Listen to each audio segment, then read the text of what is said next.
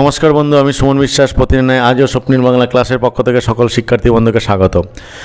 দেখো বন্ধু, আজও আমি প্রবাদ প্রবচনের উপর ক্লাস করব। এর উপর এটা আমার দ্বিতীয় ক্লাস এবং গোটা প্রবাদ প্রবচনের উপর আমার 12 নম্বর ক্লাস, অর্থাৎ এ বর্ণ দিয়ে গঠিত প্রবাদ প্রবচনের উপর যে ক্লাস শুরু করেছিলাম এটা দ্বিতীয় ক্লাস। আশা করছি আজকের ক্লাসে এ সংক্রান্ত যত প্রবাদ আছে মোটামুটি কমপ্লিট করে দেওয়ার চেষ্টা করব। তোমরা জানো বন্ধু, প্রবাদ প্রবচন পড়াতে গিয়ে বোর্ড ওয়ার্ক দরকার হয় না, তাই আমি ক্যামেরা নেপথ্যে থেকে কীভাবে তোমাদের ব্যাপারটাকে বুঝিয়ে দেয় সেই চেষ্টাটা করছি। প্রত্যেকটা প্রবাদের উৎপত্তির কারণ কোথায়, কোন বাস্তব ঘটনার পরিপ্রেক্ষিতে আমরা এই প্রবাদটা ব্যবহার করব, সেই তত্ত্বটাই আমি চাইছি তোমাদের মধ্যে ঠিকঠাকভাবে যাতে বুঝিয়ে দেওয়া যায়। এই কারণে এই পথকে বেছে নেওয়া। এবং প্রবাদ প্রবচন সত্যি একটা গুরুত্বপূর্ণ টপিক, তাই আমি বর্ণানুক্রম অনুসারে কিন্তু এটা পড়ানোটা শুরু করেছি।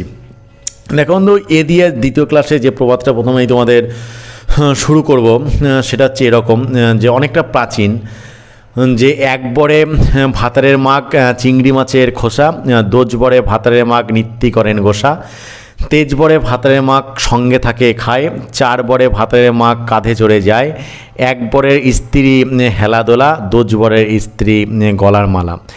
সহজ ভাষায় বলতে কি বলতো বন্ধু, এখানে মাগ বলতে স্ত্রী মা বা নিজের বউকে বোঝানো হয়েছে। প্রাচীনকালে এই শব্দটা হচ্ছে ব্যবহৃত হতো।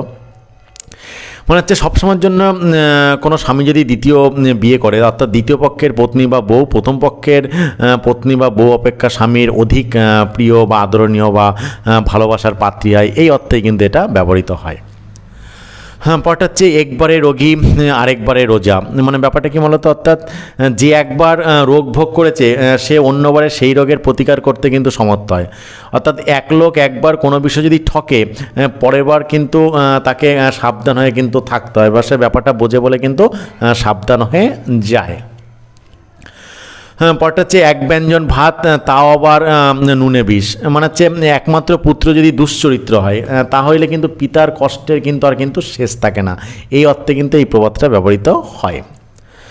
পরটা এক ভস্যে আট ছাড়, দোষ গুণ কবকার। মানে হচ্ছে বিষয়টা কেমন বলতে হচ্ছে, দুই যখন সমান দোষী হয় তখন এই প্রবাদটা প্রযুক্ত হয়। ইংরেজিতে বলা হচ্ছে 6 of 1 and half a dozen other, এইভাবে কিন্তু ব্যবহৃত হয়। পরটা হচ্ছে এক মন হলে সমুদ্র শুকায়। মানে হচ্ছে যদি একতা অবলম্বন করো বা একতা হয়ে যদি কার্য করা যায় তাহলে সমুদ্রের যে অপরিমিত জল সেটাও কিন্তু শুকাইতে পারা যায়। অর্থাৎ সমবেত হয়ে কোনো কার্য করলে অসাধ্য কাজও কিন্তু সহজে করা সম্ভব, সেই অর্থে কিন্তু এটা ব্যবহার করা হয়। অর্থাৎ একত্রিত হয়ে কোনো কাজ করলে প্রবল শত্রু কিন্তু বলহীন হয়ে যায়। পরটা হচ্ছে এক মাঘের শীত যায় না। মানে হচ্ছে একটি বিপদ হইতে মুক্তি পাইলে যে আর বিপদ ঘটবে না এটা কিন্তু কখনোই কিন্তু বলা যায় না। অর্থাৎ এখন আমার দুর্দিন তুমি হাসছো, মানে কাল যে তোমার দুর্দিন আসবে না এটা কিন্তু ভেবো না। এরকম কোনো ঘটনা ঘটলে পরে তখন বলে যে এক মাঘে শীত যায় না। পরটা হচ্ছে এক মানিক 7 রাজার ধন। মানে হচ্ছে মানিক মিনিক ব্যাপারটা কী বলতো, খুব বড় আকারে যে চুনি তাকে বলা যায় মানিক, বড়ই মূল্যবান রত্ন। অর্থাৎ প্রিয় পুত্র বা অপর যে স্নেহের পাত্র সে 7 রাজার ধন মানিক বলিয়া কিন্তু সম্বোধন করা কিন্তু হয়। পরটা হচ্ছে এক মায়ের এক পুত খাই দায় জমের দুধ। মানে হচ্ছে একমাত্র পুত্র অত্যাধিক আদর পেয়ে দুধদমনীয় হয়ে ওঠে, মানে হচ্ছে বেয়ারা হয়ে ওঠে, সেই অর্থে কিন্তু এটা ব্যবহৃত হয়। পরটা হচ্ছে এক মুখে দুই কথা। মানে হচ্ছে এক মুখে দুই প্রকার কথা, মানে কী বলতো, অর্থাৎ যে প্রতিজ্ঞা করে তা রক্ষা করে না, বা সাক্ষাৎভাবে তার অস্বীকার করে, বা কথা দেওয়ার পরে উল্টোটাও কথা বলে, কিংবা তারা সকালে একটা বলে গেল বিকালে অন্যটা বলছে, বা সে এখনই বলছে যে দেখো যে তুমি যেটা বলছো যে আমার কাছ থেকে তুমি 2 কদম পিছিয়ে যাও ভালো থাকবে, আবার সেই বলছে যে তাহলে আমি 2 কদম এগিয়ে যাই আমি ভালো থাকবো। এখনই ও বলল 2 কদম পিছিয়ে গেলে ভালো থাকা যায়, আবার ও এখনই বলছে 2 কদম এগিয়ে গেলে ও ভালো থাকবে। তাহলে এই যে এক মুখে যখন দুটো কথা বলা হয় তখন এই প্রবাদটা কিন্তু ব্যবহৃত, অর্থাৎ কথার মধ্যে কোনো সামঞ্জস্য না থাকা। পরটা হচ্ছে এক মুরগি কবার জবাই। মানে হচ্ছে সেই অন্য একটা প্রবাদ আগে পড়িয়েছিলাম তোমাদের, এক পাটা 3 বার কাটা, এই অর্থে কিন্তু ব্যবহৃত হয়। পরটা হচ্ছে এক যাত্রার পৃথক ফল, খুবই জনপ্রিয় প্রবাদ। অর্থাৎ একসঙ্গে একই কার্য আরম্ভ করে একজন যদি পুরস্কৃত হয় এবং অপরজন যদি তিরস্কৃত হয়, তাহা হইলে কিন্তু তাদের এক যাত্রার পৃথক ফল কিন্তু বলা হয়। এটা হচ্ছে বিষয়।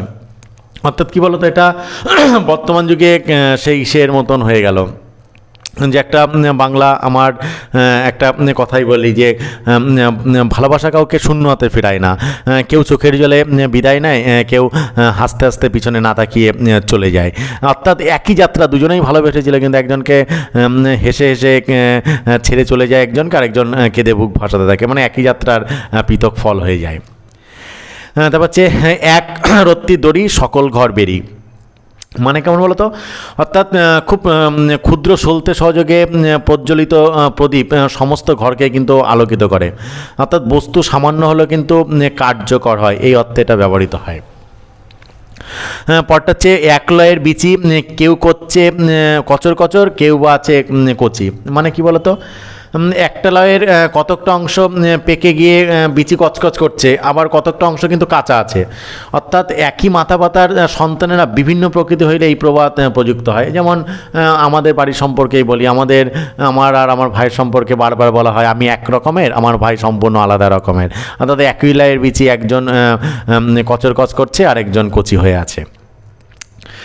পরটা হচ্ছে একলা ঘরের গিন্নি হব, চাবিকাঠি ঝুলিয়ে নাইতে যাব, মানে ব্যাপারটা কেমন বলো তো, মানে সাধারণত কোনো যে প্রভুত্বা বলছে বিলাসিনী রমণীর উক্তি, মানে নিজের হাতে ক্ষমতা থাকবে এরকম একটা রমণী, মানে এমন ঘরে মেয়েরা ভাবে এমন ঘরে বিয়ে হবে যে শাশুড়ি ননদ কেউ থাকবে না, আমি স্বয়ং গৃহিণী হব, সুতরাং বাক্স সিন্ধুকের চাবিও আমার আঁচলে বাঁধা থাকবে, মানে একাধিপত্য করার বা ঐশ্বর্য ভোগ করার বা দেখভাল করার যে অভিলাষ, এই অর্থে কিন্তু এই প্রবাদটা ব্যবহৃত হয়। এখন বেশিরভাগ মেয়ে মানুষের সবথেকে বড় ইচ্ছা হচ্ছে এটা।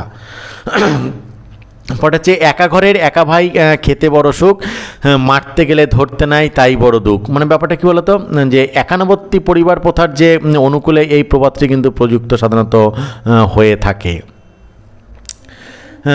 পরেরটা হচ্ছে একারামে রক্ষা নেই সুগ্রীব দোসর বা দোসর লক্ষণ, একটা জনপ্রিয় প্রবাদ, মানে একা রামের বিক্রমী সহ্য করা যায় না, তার উপর সঙ্গে লক্ষণ আছে বা রামের মানে সুগ্রীব আছে। অর্থাৎ যে একাই কাজ করতে পারে, অপরকে তার যদি সহায় হইতে দেখা যায়, অন্য লোকে সাহায্য করে, তাহলে এই প্রবাদটা ব্যবহৃত। তাতে রাম একাই রাবণকে যুদ্ধে হারিয়ে দিতে পারে, তার সঙ্গে আবার রামের সঙ্গে লক্ষণ গেছে, সুগ্রীব গেছে, তাহলে কি সমস্যা বলো তো। তারপর হচ্ছে একই ছেলের হাতের পিঠে, হাতের পিঠের মোয়া বা একই ছেলের হাতের পিঠে এই অর্থে ব্যবহৃত হয়, মানে প্রবাদটা, মানে ব্যাপারটা কেমন বলতো, ছেলের হাতের পিঠে যে কেউ কিন্তু ভুলাইয়া লইতে পারে, মানে বাচ্চা ছেলের হাতের পিঠে যে কেউ খেয়ে নিতে পারে, বা মোয়াটা মানে কোনো পাকা লোকের নিকট থেকে কিন্তু কিছু ভুলিয়ে নেওয়া কিন্তু খুবই কষ্টের একটা ব্যাপার। অর্থাৎ ছেলের হাতের মোয়া মানে সহজলভ্য কোনো জিনিস নয় কিন্তু এটা। হচ্ছে একই মোর জ্বালা, মেয়ে বলছে চামকাট ডালা, কানে দুইটা ঘুরঘুরে গলায় মতির মালা, মানে ব্যাপারটা কি বলতো, মেয়ে দেখতে মানে চামকাটা ডাইনির মতো সাধারণত, সে আবার কানে ঘুরঘুরে এবং গলায় মতির মালা পরে দেহের শোভা বাড়াচ্ছে, অর্থাৎ একটা অসহ্য বিষয় সম্বন্ধে এটা ব্যবহৃত হয়। হ্যাঁ, পটা হচ্ছে 21 কোড়া গুনে খান, ফুলের গায়ে মূর্ছা যান, মানে একটা কথিত একটা ঘটনা যে কোনো রাজকন্যা তার উপপতির দারুণ প্রহার সহ্য করতে পারে, কিন্তু স্বামী যদি তার গায়ে একটি ফুল ছুঁড়ে মারে তখনই তার কিন্তু আঘাতে মূর্ছা হয়ে অজ্ঞান হয়ে যায়। অর্থাৎ উপপতি মানে হচ্ছে বলতে পারো অবৈধ যে প্রণয়, অর্থাৎ অবৈধ সম্পর্ক, অবৈধ যে স্বামী, অর্থাৎ দ্বিতীয় বয়ফ্রেন্ড, সে যতই মানুষ সহ্য করে, কিন্তু স্বামী একটু ফুল ছুঁড়ে মারলে তখন কিন্তু আর সহ্য করতে পারে না, অত্যাধিক তখন সে কিন্তু কষ্ট পায় বা অজ্ঞান, যেরকম অত্যাধিক সুখী সই সম্পর্কে এটা ব্যবহৃত হয়, বা অভিমানীর ভান সম্বন্ধে এটা ব্যবহৃত হয়ে থাকে এই প্রবাদটা। হ্যাঁ, পরে হচ্ছে অকুল দুকুল গেল, একটা জনপ্রিয় প্রবাদ, অর্থাৎ ইত নষ্ট তত ভ্রষ্ট, সংস্কৃত যেটা বলে থাকে, অর্থাৎ এদিকও নষ্ট হইল ওদিকও নষ্ট হইল, অর্থাৎ দুদিকই যখন নষ্ট হয়, কোনো উপায় না থাকে, তখন এই প্রবাদটা কিন্তু ব্যবহৃত হয়। হ্যাঁ, পটাচ্ছে একেন পাপ সতেন কিংবা, মানে কি বলতো, একটি পাপ কার্য করলে তাহা পাপ, আর 100 পাপ কার্য করলে তাহা পাপ, অর্থাৎ একটা মন্দ কাজ করেও যাহা আর 5টা মন্দ কাজ করেও কিন্তু তাহা, সে অর্থে কিন্তু এই প্রবাদটা কিন্তু ব্যবহৃত হয়। এবার হচ্ছে একে মনসা তাই ধুনয় গন্ধ, অসাধারণ জনপ্রিয় প্রবাদ। অর্থাৎ স্বভাবতই কোপন প্রকৃতির ব্যক্তি সামান্য উত্তেজনা পাইলেই অধিকতর মানে রাগান্বিত হয়ে যায়। মনসা ধোয়া পেলে পরে তাহলে কেমন অবস্থা হবে বুঝতে পারছে, তো সে অর্থে এটা ব্যবহৃত হয়। এটাই আমরা খুবই বলি একে মা মনসা তাই ধুনোর গন্ধ, অর্থাৎ একেই ওরকম প্রকৃতি, তারপর আবার ধুয়ো দেওয়া হচ্ছে। পটা হচ্ছে একের অনুঝুনু দুয়ে পাট, তিনে গণ্ডগোল চারে হাট। মানে ব্যাপারটা কেমন বলতো, মানে বিষয়টা মানে একটা মানে পড়াশোনা বিষয়ক একটা প্রবাদ। মানে একটি ছাত্র একা পড়তে বসলে তার পড়ায় ভালো মানে মন যায় না, সে সাধারণত রুনুঝুনু করে। দুইজনে বসলে পরস্পরের সাহায্যে ভালো পড়া হয়, কিন্তু তিনজন হইলেই কিন্তু গোলমাল হয়। আর চারজন যদি একত্রে মিলিত হয় তাহলে গল্প খেলায় হাট বসিয়ে যায়, অর্থাৎ পড়াশোনা আদৌ হয় না। এই অর্থে কিন্তু এটা ব্যবহৃত হয়। হ্যাঁ, পটাচ্ছে এখন না শুনলে বধূ যৌবনের ভরে, পশ্চাতে কাঁদিতে হবে অঝোর ঝরে। মানে কেহ কথা না শুনলে, মানে কথা না শুনে যদি কষ্ট পাইলে এই প্রবাদ ব্যবহৃত হয়। মানে এখন বধূর যৌবনের তেজ আছে বলে আমার কথা শুনছে না, কিন্তু পরে যখন যৌবন চলে যাবে তখন কাঁদতে হবে, অর্থাৎ তখন তার এই অনুশোচনা করেও কিন্তু লাভ হবে না। অর্থাৎ কেহ যদি তার যখন কথা শোনা দরকার তখন যদি কথা না শোনে, পরবর্তীকালে কথা শোনার মানে কোনো লাভ যখন হবে না তখন কথা শুনতে চাইলে কিন্তু তাকে অঝরে কাঁদতে হবে। এই অর্থে কিন্তু প্রবাদটা ব্যবহৃত হয়। এই জন্য বলা হয় সময় থাকতে সব কিছু করে নেওয়াই ভালো। পট হচ্ছে এ গুণে দর্শনধারী পশ্চাতে গুণ বিচারী। মানে কি বলতো, লোকে প্রথমেই প্রিয় দর্শন বস্তু বা ব্যক্তিকে ভালোবাসে, তারপর গুণ বিচার করে। এই কারণে একটা বলা হয় আগে দর্শনধারী তারপর গুণ বিচারী। যদি এটা খুবই জনপ্রিয় প্রবাদ, মানুষ এটা খুব মানে, এই কারণেই মানুষের আজ জীবনে এত দুঃখ। ওই চেহারা দেখে ওই দর্শন দেখতে গিয়ে আজ মানুষের জীবনে এতটা কিন্তু মানে দুঃখের কালো মেঘ নেমে এসেছে চোখের জলে, তাই তাদের আজ বাদ মানছে না। হ্যাঁ, পটাচ্ছি এগুলিও মানে এগুলো নির্বংশের বেটা, কিংবা ভেড়ের ভেড়ে পেঁচুলিও নির্বংশের বেটা। মানে ব্যাপারটা কেমন হলো তো, মানে এদিকে গেলো মন্দ ওদিকে গেলেও মন্দ, মানে উভয় সংকট অবস্থা অর্থে এটা ব্যবহৃত হয়। অর্থাৎ প্রাণপণে কার্য করে কিছুতেও যখন অপরের সন্তোষ উৎপাদন করা যায় না, সে অর্থে কিন্তু এই প্রবাদটা ব্যবহৃত হয়। তবে পরমাজে বন্ধুদের একটা কথা বলে রাখি যে শিক্ষাকে সকলে দৌড়ে দৌড়ে পৌঁছে দেয় পুণ্যের কাজ। তাই এখনও পর্যন্ত যারা তোমাদের প্রিয় স্বপ্নিল বাংলা চ্যানেলটাকে সাবস্ক্রাইব করেনি তারা সাবস্ক্রাইব করে পাশে থাকা বেল আইকনটাকে প্রেস করে দিও সবার আগে সমস্ত ভিডিওর আপডেট পেতে। পটাচ্ছে এংজাই ব্যাংজাই খোলসে বলে আমিও যাই।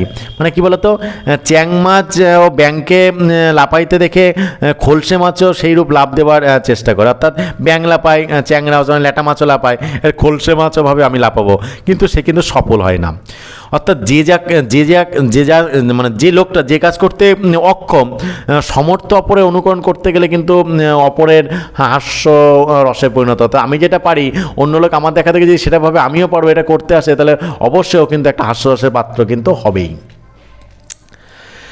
পটে এড়ে দিয়ে তেরে ধরা। মানে কি বলতো, কোনো সুযোগ একবার চলিয়ে গেলে তাহা ধরবা যায়। এড়ে দিয়ে তেরে ধরা মানে আমি ছেড়ে দিলাম, তারপরে আমি দৌড়িয়ে ধরতে গেলাম, এটা কিন্তু আর পারা যায় না। অর্থাৎ সুযোগ একবার হাতছাড়া হয়ে গেলে কিন্তু পরে কিন্তু সেই সুযোগটা পাওয়াটা হাতে পাওয়া কিন্তু সত্যি কষ্টের ব্যাপার, তখন চেষ্টাটা কিন্তু নিষ্ফল সাধারণত হয়ে যায়। তারপরে এত সুখ যদি তোর কপালে তবে কেন তোর কাঁথা বগলে। মানে ব্যাপারটা কেমন হলো তো, অর্থাৎ তুমি মুখে বলছো বেশ সুখে আছো, কিন্তু বাহ্য লক্ষণ দেখেতে কিন্তু মনে হয় না। অর্থাৎ তুমি এত সুখ কপালে বলছো, অর্থাৎ বগলে ছেঁড়া কাঁথা নিয়ে ঘুরে বেড়াচ্ছে, এটা কমন হয়। অর্থাৎ কারো অযথা আত্মগৌরব বর্ণনায় অবিশ্বাস, এই অর্থে কিন্তু এটা ব্যবহৃত হয়। পরে হচ্ছে এ তো মূলো বাড়ি নয়, এ যে বেগুন বাড়ি। বিষয়টা কেমন বলো তো, অর্থাৎ মূলোর চাষ বছরে একবার হয় এবং একবার তাকে তুলে ফেলে কিন্তু ফুরাইয়া যায়। আর বেগুনের চাষ কিন্তু 12 মাসই হয় এবং 12 মাসই কিছু ফল কিন্তু পাওয়া যায়। অর্থাৎ যে স্থানে একসময় কিছু সাহায্য পাওয়া যায় সে স্থানকে কিন্তু মূলবাড়ি বলা হয়, আর যে স্থানে অল্প পরিমাণে হইলেও সর্বদাই সাহায্য পাওয়া যায় সে স্থানকে কিন্তু বেগুন বাড়ি বলা হয়। ফলে সারা জীবন সাহায্য পাওয়া যাবে, সারা জীবন যার কাছ থেকে ফল পাওয়া যাবে, এরকম অর্থে কিন্তু এই প্রবাদটা কিন্তু ব্যবহৃত হয়। দেখুন, এই প্রবাদ প্রবচন আমি যখন 2003 সালে মাধ্যমিক দিই তখন কিন্তু মাধ্যমিকে পাঠ্য ছিল, বর্তমানে ক্লাস 11 পাঠ্য আছে বাংলা মিডিয়ামের, এবং এটা এসএসসি, পিএসসি, এমএসসি এবং বিভিন্ন চাকরি পরীক্ষায় কিন্তু এটা আসতে দেখা যায়, বা বাস্তব জীবনে লেখালেখির সময় বা আমাদের কথোপকথনের সময় প্রবাদ প্রবচন সত্যি একটা গুরুত্বপূর্ণ বিষয়। তাই আমার মনে হয় বন্ধু এটা জানা একান্ত প্রয়োজন। এই কারণে কিন্তু আমি প্রত্যেকটা বর্ণ ধরে ধরে কিন্তু প্রত্যেকটা প্রবাদের উৎপত্তি কারণ এবং বাস্তবে কীভাবে ব্যবহার করা যেতে পারে সেটা কিন্তু ব্যাখ্যা করার চেষ্টা করছি। তারপরে হচ্ছে এত সূক্ষ্ম যে নাই বলিলেও হয়, মানে কি বলতো, মানে ইহার বুদ্ধি এত সূক্ষ্ম নাই বললেও হয়, মানে কি বুদ্ধি লোক সম্পর্কে সাধারণত ব্যঙ্গ করে বা বিদ্রূপ করে এটা কিন্তু বলা হয়ে থাকে। হ্যাঁ, পটা হচ্ছে এনে দাও কাছে মারি বাপের পুণ্যে নড়তে নারী, মানে বিষয়টা কেমন হতো, সাধারণত অলস ব্যক্তি সম্বন্ধে এই প্রবাদটা কিন্তু ব্যবহৃত হয়ে থাকে। হ্যাঁ, পটাচ্ছে এবারকার রোগী সেবারকার রোজা, মানে একবার বলেছি এবারে রোগী আরবারের রোজা, অর্থাৎ আজকে যে সাহায্য প্রার্থী কাল সে সাহায্য দিতে পারে এইরূপ অর্থ হয়। অর্থাৎ যে কাজে একবার ঠকেছে বা যে কাজে একবার অভিজ্ঞতা লাভ করেছে পরবর্তীকালে তাকে কাজে লাগিয়ে কিন্তু সে সেখান থেকে সতর্ক থাকতে পারে, এই অর্থে কিন্তু এটা ব্যবহৃত হয়। পরটা হচ্ছে এমনি যায় না মাস আবার দুদিন বেশি, মানে কষ্টের উপর আর কষ্ট আসলে সাধারণত এই প্রবাদটা দেয়, মানে মাস কোনো রকমে কাটেই না কিছুই না, তারপর আবার দুদিন বেশি। সেই যখন ছোটোবেলায় প্রাইভেট পড়াতাম কোনো রকমেই মাস যায় না, কবে কষ্ট করে পড়াচ্ছি, 1 মাস ধরে এসে মানে সপ্তাহে 6 দিন পড়াতাম, 5 দিন পড়াতাম, 2 ঘন্টা করে পড়াতাম, মাসই যায় না কবে 25 টাকা, আমি যখন পড়াই 25 টাকা 20 টাকা মাইনে দিত, 2003 সালের কথা বলছি বন্ধুরা, তখন সে ভাবতাম মাস কবে যাবে, আবার যখন দেখি মাস আবার 31 তারিখে, কেমন লাগে বলো, কত কষ্ট হয়, এরকম অর্থে কিন্তু এটা ব্যবহৃত হয়। পরটা হচ্ছে এসনা দিন নেহি রাহেগা, মানে কি একটা প্রবাদ মানে কথা আছে, কথিত একটা গল্প আছে যে কোনো বাদশার অঙ্গুরের উপরে এই প্রবাদটি খোদিত ছিল, মানে আংটির উপরে, যে চক্রবাত পরিবর্ততে সুকানি দোকানি, অর্থাৎ সংস্কৃত এই প্রবাদটা ব্যবহৃত, অর্থাৎ এসনা দিন নেহি রাহেগা মানে কি এই দিন থাকবে না, এই দিনও কিন্তু মানে পাল্টাবে। অর্থাৎ কি বলতো, আজ যে আমি আমার কথাই বলি, আজ যে আবেগ নিয়ে, যে চঞ্চলতা নিয়ে, যে অকৃত্রিম প্রেম নিয়ে, ভালোবাসা নিয়ে আজ তোমার কাছে আমি রিপ্রেজেন্ট করার চেষ্টা করছি, তুমি তার মর্যাদাটা তুমি দিচ্ছ না, ऐसा দিন কিন্তু থাকবে না, একদিন পরিবর্তন হবে, সেদিন কিন্তু তুমি বুঝবে যে আমি আজ যার জন্যে যে কষ্টটা পেয়েছিলাম, যে মানে ফিলিংসটা তোমাকে বোঝানোর চেষ্টা করেছিলাম, নিজেকে যেভাবে ধরা দেওয়ার চেষ্টা করেছিলাম, সেদিন আমার কতটা বুক ভেঙে কান্না আসছিল, যেদিন তোমার জীবনে এরকম ঘটনা ঘটবে সেদিন কিন্তু বুঝবে। এই কারণে কিন্তু বলা হয় ऐसा दिन नहीं रहेगा, অর্থাৎ চিরদিন কারো সমান যায় না।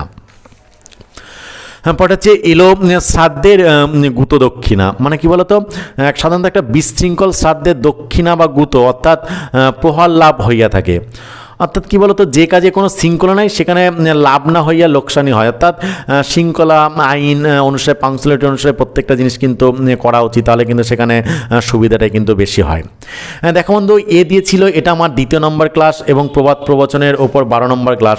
আশা করছি বন্ধু এ গঠিত প্রবাদ প্রবচনও একটা তথ্য সমৃদ্ধ ক্লাস তোমাদের উপর দিতে পেরেছি। তারপরও যদি কোনো জায়গায় কোনো সমস্যা মনে হয়ে থাকে অবশ্যই বন্ধু আমাকে